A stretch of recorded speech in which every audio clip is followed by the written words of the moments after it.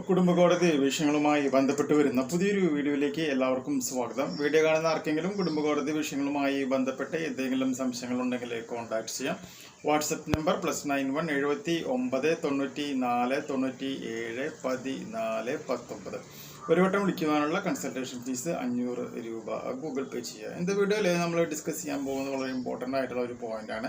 സാധാരണഗതിയിൽ കുടുംബ കോടതികളിൽ തെളിവെടുപ്പ് നടക്കുമ്പോൾ ഭർത്താവിന് അനുകൂലമായി മറുപടി പറയുവാനും ചാൻസ് ഉള്ള ഭർത്താവിൻ്റെ ഭാഗത്ത് നിൽക്കുന്ന ആളുകളെയാണ് സാധാരണ അവരുടെ വിറ്റ്നസ് പട്ടികയിൽ അല്ലെങ്കിൽ സാക്ഷി പട്ടികയിൽ ഉൾപ്പെടുത്താറുള്ളത്.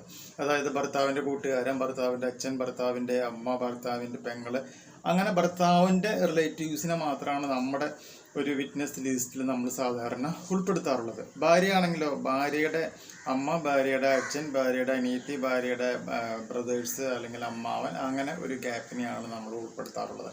എന്നാൽ ഏതെങ്കിലും ഒരു സിറ്റുവേഷനിൽ ഭർത്താവിന് ഭാര്യയുടെ അമ്മയെ ചോദ്യം ചെയ്യണം, ഭർത്താവിൻ്റെ സാക്ഷി പട്ടികയിൽ അമ്മയും കൂടി, ഭാര്യയുടെ അമ്മേനും കൂടി ഉൾപ്പെടുത്തണം എന്നുണ്ടെങ്കിൽ അതിന് സാധിക്കുമോ എന്നുള്ളതാണ് നമ്മുടെ ചോദ്യം. തീർച്ചയായും സാധിക്കും.